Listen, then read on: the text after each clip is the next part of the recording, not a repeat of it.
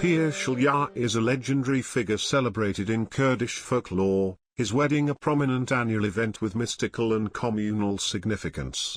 Yalda night, the winter solstice in Iran, is a time of feasting and family gatherings, marking the longest night of the year and the triumph of light over darkness. Sardeh, a Zoroastrian festival, is a midwinter celebration with bonfires symbolizing the defeat of darkness and cold, also a time for community and festivity.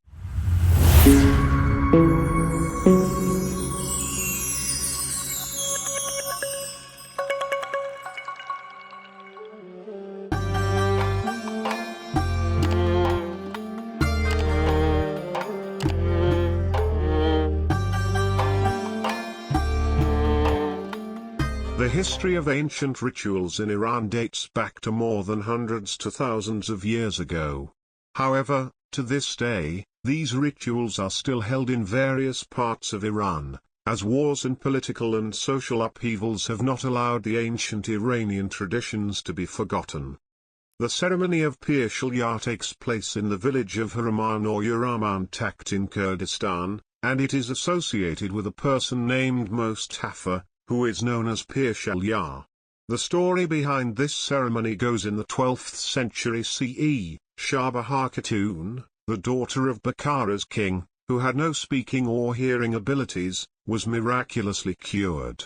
The news reached the king of Bukhara that in Kurdistan, in the village of Haraman, there is a person named Pir Shulya who possesses great powers and can heal the sick. The king agrees to send his daughter to the house of Pir Shulya in the hopes that he might be able to cure Shahbahar Khatun. The king had previously announced to the general public that anyone who could cure his daughter would be allowed to marry her and become part of our royal family. The uncle of Shahbahar Khatun organized a caravan from Bukhara towards Kurdistan. As they approached the vicinity of Pir Shulya's house, Shahbahar Khatun's ears began to hear. After a while, they heard the sound of a giant's cry, and everyone was terrified. The giant emerged from a pit and fainted on the ground. The caravan continued forward, and Shahbahar Khatun's ability to hear and speak returned, which they attributed to the miracles of Pir Shulya. The opening from which the giant emerged is referred to by the people of Haraman as the giant's mouth or Tinor-e-Difha. After the fortunate event that occurred for the king's daughter, she ordered that Pir Shulya should marry Shahbahar Khatun. A celebration was held, which is still celebrated every year, known as the Pir Shulya festival or Pir Shulya ceremony, marking the anniversary of the marriage between Pir Shulya and Shahbahar Khatun. This festival is held twice a year, on the 15th of Bahman, February 4th, and the 15th of Ordibehesht, May 5th. Every year, thousands of people travel through the winding roads of Kurdistan and along the banks of the Sawan River just to participate in this celebration or witness this ceremony, bringing themselves to the beautiful village of Haraman, known for its step-like architecture. The people celebrate for 3 days, and the festival involves drumming, singing in Kurdish, Kurdish dancing, preparing traditional dishes, and hosting guests who engage in dancing, merriment, and feasting. On the 15th of Ordibehesht, May 5th, another ceremony called Kumse or breaking the sacred stone is held. During this ceremony, everyone gathers, recites special prayers, sends blessings to Pir Shulya, and breaks a stone called the sacred stone. They believe that this stone will regenerate by the following year. This event attracts many tourists from different parts of the world to Uraman. In 2016, more than 8,000 people came to the village to participate in this ceremony.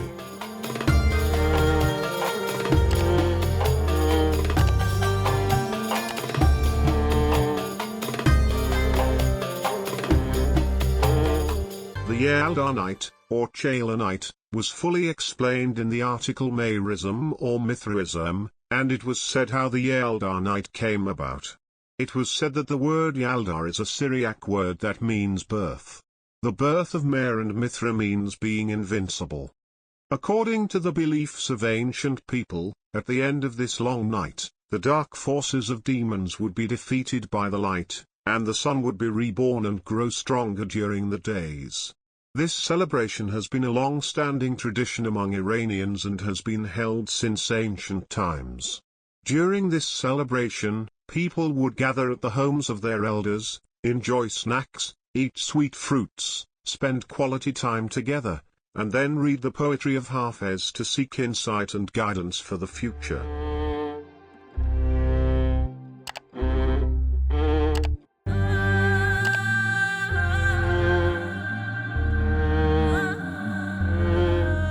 The Tirgan festival is one of the ancient Iranian traditions that is still celebrated today in some cities in Mazandaran.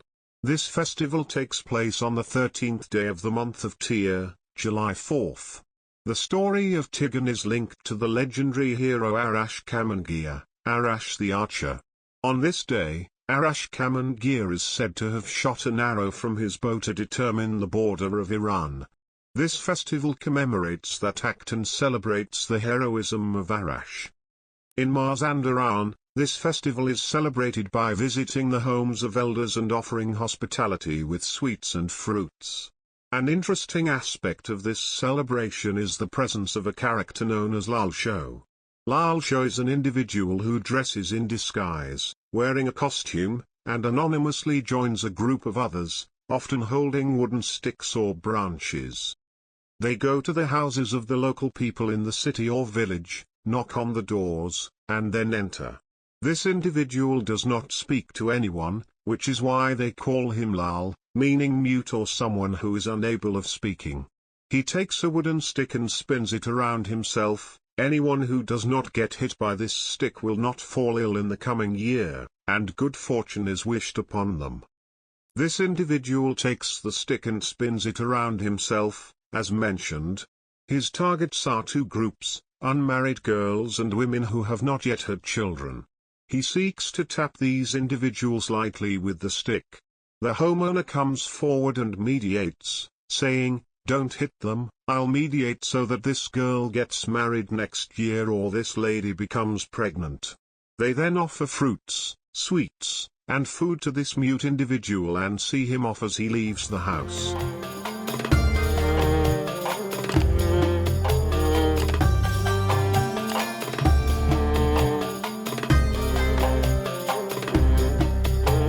The Sade festival is another one of the ancient traditions that are still celebrated today, particularly in cities like Yazd and Kerman. There is much debate among scholars about the origins of the Sade festival, and there are various stories associated with it. Abu Rayhan al-Biruni believed that the Sade festival was related to Ardashir Babakan, the founder of the Sasanian Empire. In his time, scholars gathered and calculated that when days and nights are counted separately, the number 100 is reached between this day and the end of the year. That's why they named it the Sade festival. Others believe that the Sade festival commemorates King Ki-Umars, the legendary first king of Iran, and it is said that his 100th son was born on this day. To celebrate this occasion, a festival was held, named the Sade festival. In religious texts, there are references to Mashia and Mashiana, who are considered the first human couple on earth, similar to Adam and Eve. It is said that their 100th child was born on a day like this, which is why a festival was held and named the Sade festival. Some scholars view this festival as part of agricultural traditions. In the context of planting crops and harvesting them, when 100 days had passed since planting a certain crop, they would celebrate during the harvest. However, there is a more intriguing story associated with the legendary figure Mehrdad Bahar, who believes that the Sade festival is rooted in Mithraism. He states that the Sade festival marks the 40th day of the birth of the sun, which is when this festival is celebrated.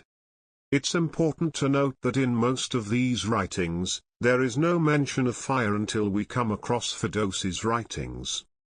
In the story, Ferdowsi refers to the discovery of fire by King Hushang. Ferdowsi describes how Hushang, the Pishtadian king, who had mastered various skills such as agriculture, irrigation, tree planting, clothing, and construction, saw a dark and black snake in the mountain range one day. He took a stone and threw it at the snake. The snake fled, and the stone struck the mountain, creating a spark that ignited a fire. Another theory is attributed to Mary Boyce, an Iranian and Zoroastrian studies scholar. She connects this ceremony to Zoroastrian rituals and suggests that it originated within Zoroastrianism. Initially, it appears to have been called the Fire Festival. In reality, at the end of winter, they would light fires and seek the assistance of the sun to melt the snow and ice using both the sunlight and the fire's heat. Their goal was to prevent the waters from freezing and to drive the demon of cold out of their land by cooperating to combat the cold's power. The history of this festival dates back to before Islam, Christianity, Judaism, and even Zoroastrianism. This festival is still celebrated in Iran to this day, to the extent that its traditions have spread to neighboring countries, and some of these countries also celebrate it. During this ceremony, people from all walks of life, from laborers to the wealthy and merchants, come together. Moreover, individuals of all beliefs and religions participate in this festival. The story goes like this: several days before the festival, young people go to the foothills and gather wood. They then pile the wood in an open area in such a way that it forms a structure 4 to 6 meters high.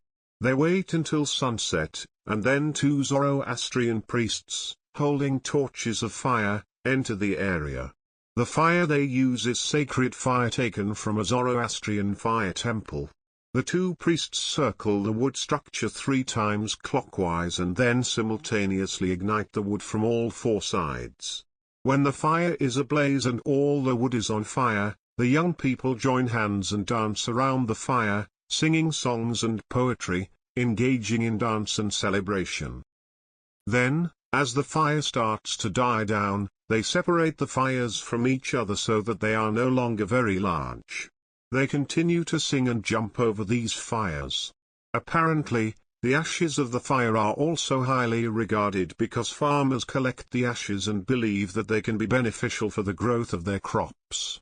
Zoroastrian women are also busy cooking during this festival, preparing a dish called ash as well as making a type of bread called sorok, which is baked in a pan with sesame oil, and then sugar and sweeteners are added to it. They serve these dishes to all participants, and when the ceremony is over, everyone gradually returns to their homes.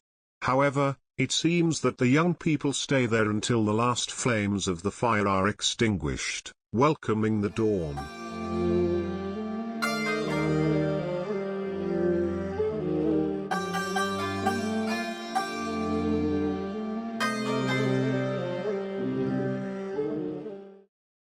If you enjoyed this video, do not forget to like it, and share it with your friends.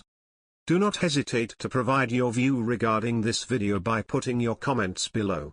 Your comments would help us to improve our work, and also, they help us to take your views into account for the future topics that we select. Furthermore, you can subscribe to our channel to become aware of our new videos.